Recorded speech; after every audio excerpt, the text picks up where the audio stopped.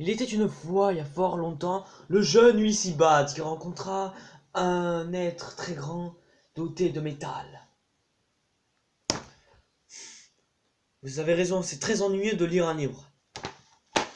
C'est pour ça que je préfère les films. Tout juste.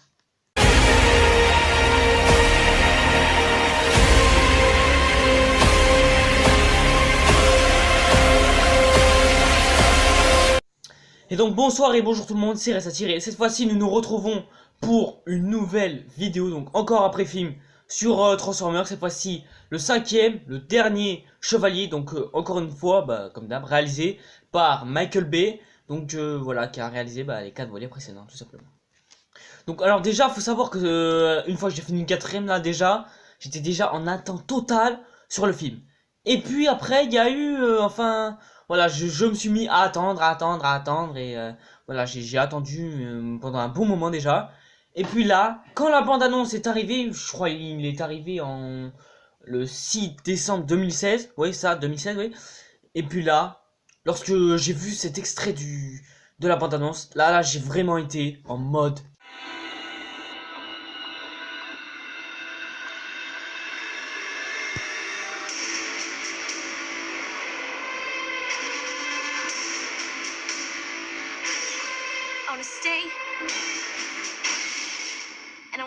donc voilà, à partir de ce moment-là, là j'ai vraiment attendu. Puis par la suite, il est arrivé 2 autres bandes annonces, voire même 3. Puis ensuite il y a eu un extrait. Puis après il y a eu beaucoup de spots. Et là je me suis dit, oula, on en montre un petit peu trop là quand même. Ouais. Et puis là, quand je suis sorti de Transformers 5, bah là c'est... Là mon visage était en mode...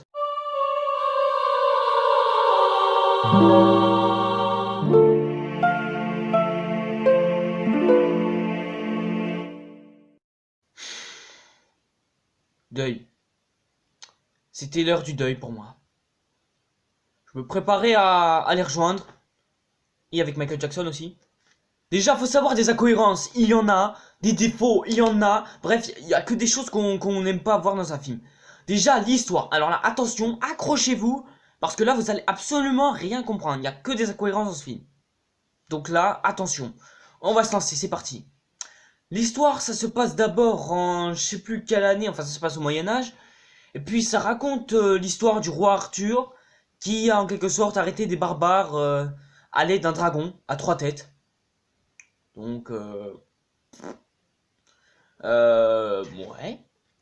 Bon, déjà, l'introduction, je la trouvais déjà pas mal, puisqu'il y avait de la enfin, c'était poétique, il y avait un combat époustouflant, c'était presque à la Game of Thrones. Voilà quoi, et puis la scène où le dragon arrive, là, c'était vraiment un mode Game of Thrones saison 7 où Daenerys va attaquer les Lannister. Là, franchement, là, c'est parti, là, vraiment, on était vraiment lancé. Là, c'est bon, on a déjà été, voilà, les 10 premières minutes, c'était déjà bien. Mais ça, après, c'est les 10 premières minutes. Après, là, c'est terminé. On se concentre vraiment sur, là, on s'en bat les coups du reste, on se concentre vraiment sur autre chose, quoi. Et puis là, après, on retourne au présent. Et puis là, tu vois, genre, au moment, tu vois Optimus Prime, tout en pierre. Et puis là, là, tu le vois qui est en train de flotter dans l'espace. Bon, normal, de toute façon, il est en pierre, donc il est immobile, donc on sait pas s'il lui est arrivé. Et puis à un moment, tu le vois atterrir sur Cybertron, donc il est arrivé tout ça. Mais là, tu te dis... Enfin, à un moment, il retrouve sa forme normale. Et puis là, tu te poses même pas la question de te dire, non mais attends, comment ça se fait il retrouve sa forme là? Parce que c'est pas normal, il vient d'atterrir sur Cybertron. Et là, comment est-ce que ça se fait qu'il retrouve sa forme là comme ça? Enfin, franchement, là, à ce niveau-là, déjà, j'ai rien compris. Donc là, déjà, là, ça commence vraiment à partir en couille. Mais là, déjà encore, ça, c'est rien. Parce que là, ce que vous allez voir par la suite, bah, franchement, là, vous allez absolument rien comprendre. Et vous plaignez pas parce que c'est même pas moi, c'est Michael Bay. Je suis désolé, c'est pas moi. Hein. Les Dinobots, franchement, déjà dans le quatrième, les Dinobots, je les ai trouvés super. Ils ont eu un temps d'écran, certes petit, mais j'ai trouvé déjà ça bien. Franchement, c'était... voilà, les Dinobots, ils ont été époustouflants et ils ont cartonné dans le quatrième en plus. Là, dans le cinquième, là, mais ils sont... Enfin, ils sont là juste au début du film. Mais le pire, c'est que tu vois, juste Grimlock, tu le vois même pas se transformer, rien. Là, franchement, c'est... Là, je me suis dit, non mais attends, c'est ça en fait, les Dinobots, c'est ça qu'on devait voir d'eux. Ok. Puis alors, le pire, c'est qu'après, tu les vois disparaître, mais en fait, ils sont où? Puis voire même pire, il y a qu'un seul caméo de Slug, c'est-à-dire le Triceratops. Mais le pire, c'est qu'il a qu'un seul plan. Tu le vois juste charger sur des voitures. Et après, là, hop, disparu. Ah, mais non, en fait, j'ai disparu, voilà. Sans laisser de traces, rien. Là, déjà, je me suis dit, ouais. Il y a aussi une autre incohérence. Déjà, le personnage de Megatron, qui d'ailleurs est un personnage que je surkiffe. Là aussi, je l'ai kiffé dans le 5ème. Mais à tous les coups, chaque chose que j'adorais, dans tous les cas, sera jetée à la poubelle. Parce que, genre, si vous voulez, vous avez Megatron en mode badass. Et puis surtout, sa forme, elle est magnifique. Franchement, là, franchement, je l'ai kiffé. Mais je suis désolé, mais je comprends pas d'où vient son corps. Alors que pourtant, dans chaque Transformer, oui, certes, il changeait de corps. Mais au moins, là, c'était précisé. Dans le deuxième, on essayait de lui former un nouveau corps à partir du cadavre d'un Decepticon. Dans le troisième, là, Megatron a été blessé, il est obligé de se camoufler en forme véhicule. Et là, dans le quatrième, Megatron est obligé de se créer un corps à partir de son propre esprit, puisque là, il peut même plus s'en servir. Et là, dans le cinquième, là, le mec, tu le vois, il vient en mode bolos, comme ça, et pour dire, ah, mais non, en fait, j'ai pas changé de corps, non, je suis venu comme ça. Non, mais, attendez, est-ce que, enfin, c'est comme si, en fait, vous alliez dans les toilettes, et là, les gens, ils disent, hey, t'as changé de tenue? Ah, mais non, en fait, non, j'ai toujours été comme ça, non, non, mais en fait, pour eux, c'est normal. Ça a même pas choqué une seule personne. Non, là, je suis désolé, quoi. Déjà, il y a le Transformers Dragon, c'est-à-dire le dragon à 3 têtes. Déjà, moi, je pensais que ça allait être Predaking, qui d'ailleurs est un personnage que j'ai surkiffé dans Transformers Prime. Mais en fait, de lui, on sent pas les couilles, en fait. Lui, en fait, on sent pas... D'autant plus que le type, il a le nom de... Enfin, il s'appelle Dragonstorm. Faut savoir que déjà, Dragonstorm, là, c'est le nom d'une ville de Game of Thrones, donc là, vous avez des bandes de voleurs. Là, franchement, je suis désolé, mais ce dragon... à quoi il sert, franchement? À quoi il sert? Je suis désolé, mais à quoi il sert, franchement? Non, non, mais franchement, elle va apparaître charismatique et beau gosse. Là, je suis désolé, mais il sert à rien, quoi. Je vois pas quel est l'intérêt de l'introduire, je suis désolé. Le pire, c'est qu'en fait, on te ramène, enfin, vraiment, des Decepticons à la mode de Suicide Squad. Ouais, pourquoi pas. Enfin, par contre, des Decepticons qui font le rigolo, là, je me suis dit, non, non, là, par contre, là, on va un petit peu loin. Mais bon, c'est ça, c'est pas ça le pire. Le pire, c'est que les Decepticons, le temps d'une scène, c'est-à-dire dans la ville abandonnée et tout ça, le mec, il se fait, enfin, les Decepticons se font buter en 2-2. Puis franchement, mais waouh, c'est. Enfin, vraiment, c'est ça les Decepticons qu'on est censé nous proposer. Mais waouh, sympa les Decepticons. Franchement, c'est. Voilà. Et puis d'ailleurs, les personnages, parlons-en, puisqu'on en est là. Franchement, il y a aussi des personnages qui servent strictement. Enfin, il y a même des fois des personnages ressuscités qui ne servent strictement à rien ou qui disparaissent ou. Enfin voilà. Par exemple, prenons un exemple. Barricade, par exemple. Bah lui, qui a été déjà tué dans le 3. Et même s'il s'en serait sorti. Bah dans tous les cas, il y aurait toujours KSI qui l'aurait trouvé parce que dans le quatrième, ils ont récolté les pièces et ils ont créé une armée, tout ci tout ça. Mais franchement, mais qu'est-ce que... Puis déjà dans le quatrième, c'est sûr qu'il était... Enfin, il aurait sûrement pu mourir, tel que c'était l'un des ultra soldats qu'on voyait dans le quatrième. Mais bon, on imagine qu'ils ont tous été exterminés les uns après les autres. Comment est-ce que Barricade, du coup, il aurait pu s'en sortir? Et pourquoi... Et comme Megatron, pourquoi est-ce qu'il aurait... franchement, je suis désolé, mais... Voilà, quoi, mais Barricade, je suis désolé, mais lui... Déjà, il sert à rien, et puis à un moment, jusqu'à la bataille finale, le mec il disparaît sans laisser de traces lui aussi. Là, explication zéro. Willy, tu le revois alors que normalement il est considéré comme mort après le quatrième. Puis là, le mec il revient et après il redisparaît sans laisser de traces. Et puis il y a le mec là, genre qui se sert de déchets comme sac à dos. Le mec, tu le vois. Et d'ailleurs, je crois il se fait que insulter. Le mec, et puis après, le mec, tu le vois plus.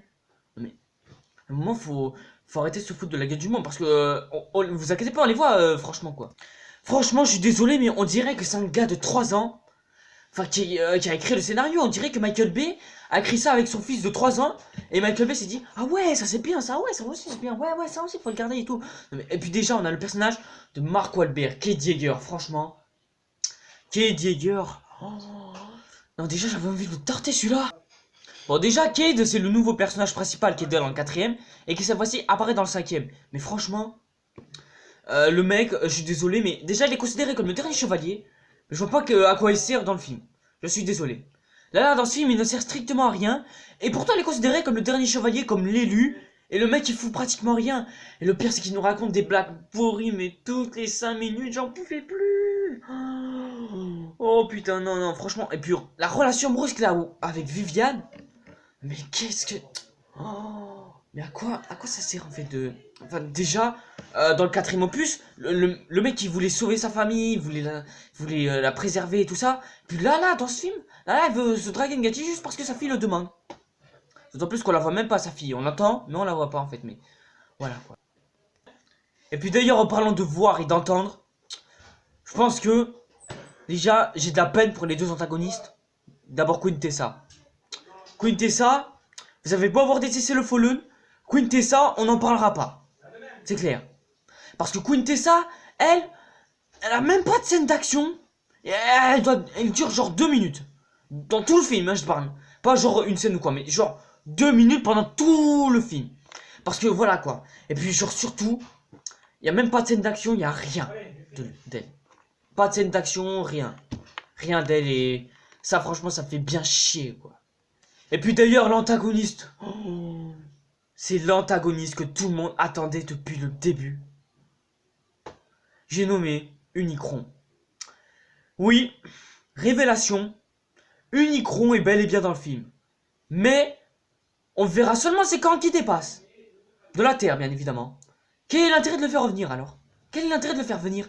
Parce que enfin, pourquoi est-ce qu'il serait la Terre? Alors donc oui, dans Transformers Prime, il était dit qu'Unicron, il était la Terre. Donc d'ailleurs qui était plutôt bien scénarisé, hein. Je dis pas dans Transformers Prime, c'était bien scénarisé et tout. Ensuite Unicron dans les anciens animés des années 80, il dévorait Cybertron parce que c'était une planète dévoreuse d'autres planètes. Un petit peu comme une étoile de la mort, sauf qu'il les mange, les planètes carrément. Mais bon, Unicron dans ce film, déjà non seulement on le voit pas, on le voit rien faire, on parle de lui à aucune reprise, et surtout on ne l'entend pas. On l'entend absolument pas. Mais déjà, je veux bien qu'on le voit pas ou quoi, mais je veux au moins qu'on l'entende, je veux qu'on l'entende, qu'on parle de lui, de sa mythologie, ou quoi, mais rien, franchement rien. On en parlera genre 2-3 minutes et après c'est tout. T'es obligé d'assister à genre à la quête de deux personnages, l'un qui raconte des blagues absolument pas drôles, et l'une qui veut absolument ne pas être draguée, et tout ça, tout ça. Et déjà, nous parlerons même pas du personnage d'Anthony Hawkins, excusez-moi, Lord Folgan, voilà ça, Folgan. Déjà, ce personnage, je le trouve super intéressant au début du film, et tout ça, mais franchement, en ce qui concerne... déjà, j'ai une question à vous poser. Est-ce que vos grands-parents sont vulgaires? Non, parce que je demande ça comme ça, parce que le personnage d'Anthony Hawkins, le mec qui nous dit... Enfin, il y a Cogman au moment qui nous dit qu'il a 72 ans. Mais depuis quand est-ce qu'un mec de 72 ans fonctionne comme un ado de notre époque, en fait? Parce que je suis désolé, mais... Enfin, non mais attendez, parce que, franchement, le mec, genre... Il dira que des gros mots pendant les scènes d'action. Il dira allez toi bouge ton gros cul et allez toi respect nique ta mère. Voilà. Ou encore enfin je sais pas il dit que il est franchement niveau vulgarité là on a atteint des sommets pour un film de moins de 10 ans dont même les enfants regardent. C'est joli quand même de montrer l'exemple. Franchement et encore on a gardé le meilleur pour la fin, j'ai nommé Optimus Prime. Oui on parle bien de toi mon fameux Prime. Qu'est-ce que tu as à dire aux abonnés? Tu peux pas parler parce que t'es qu'un putain de jouet. Et donc je m'en bats les couilles de toi, alors dégage putain. Moi je trouve que contrairement au quatrième, Optimus n'a absolument pas d'évolution. Mais franchement il a rien, mais c'est un vide. Et puis d'autant plus qu'à un moment il devient Nemesis Prime. Ouais là je suis d'accord parce que déjà voir que Optimus était méchant, là déjà je me suis dit oh putain là c'est clair, là ils sont dans la merde. Puis déjà Nemesis Prime, là déjà je trouvais que c'était une bonne idée. Mais après, à tous les coups, tout est ruiné. Et après, il redevient Optimus Prime, genre juste après que Bumblebee l'ait raisonné. Et puis d'ailleurs, Bumblebee, parlons-en. Parce que genre Bumblebee, je veux bien qu'on lui aide à retrouver son émetteur vocal et tout ça. Mais... comment est-ce qu'il fait pour le trouver lorsqu'il résonne Optimus? Parce que, genre, à un moment, tu le vois qu'il parle pas pendant toute l'aventure. Et puis là, j'aurais dit, eh oh, Optimus, c'est Bumblebee, je suis ton meilleur ami, ne me tue pas. Franchement, comment est-ce qu'Optimus il fait pour être raisonné comme ça? Non, mais je suis désolé, mais... Ah putain, ça c'est d'incohérence, mais vraiment pure, quoi, je suis désolé. Et puis quoi de mieux qu'une fin qu'une autre fin? Parce que la fin, enfin, chaque fois à la fin ça se termine de la même façon, et là ça se termine encore par un texte d'Optimus qui dit j'envoie un message, machin et tout ça.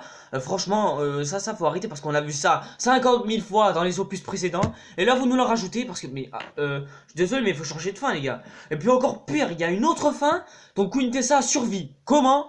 Et le pire c'est qu'elle redevient humain, algérienne en plus. Comment, où, pourquoi, ça on n'en sait rien. Et puis le pire, c'est que, genre, il se prépare un combat contre Unicron, mais cette fin... là, tu te dis... non, là, franchement, là, c'est trop, là. Là, faut arrêter les Transformers, je suis désolé, les gars, mais... Voilà, là, c'est trop, quoi. Et puis, pour la note, qu'est-ce que je vais lui mettre? Là, c'est sûr, là, je réfléchis même pas, je vais lui mettre 10%. 10%, voilà, 10%. Je suis désolé. Il y a que des incohérences, il y a des choses que j'ai strictement pas aimées, il y a vraiment, enfin voilà, j'ai été accroché à rien dans le film, si ce n'est l'introduction, mais après à part ça c'est tout. C'est tout en fait, les 10 premières minutes c'est tout en fait, franchement c'est, à part ça j'ai rien aimé, donc voilà, 100% enfin non, qu'est-ce que j'ai 100%, non, 10% pour cette catastrophe Ada, nullissime.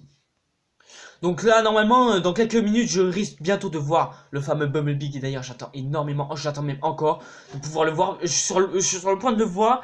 Là, donc j'ai plus qu'à préparer à aller au cinéma. Parce que là, c'est clair, je vais le voir. Et je vous en ferai un débat une fois que je serai revenu. Donc voilà, donc pour l'instant, oui, il reste encore genre 1 heure avant que je puisse aller le voir. Et j'espère que je vais le kiffer. Voilà. Sur ce, merci d'avoir suivi cette vidéo. J'espère que vous serez tous d'accord avec moi. Et c'était Rassatier. Ciao les gars.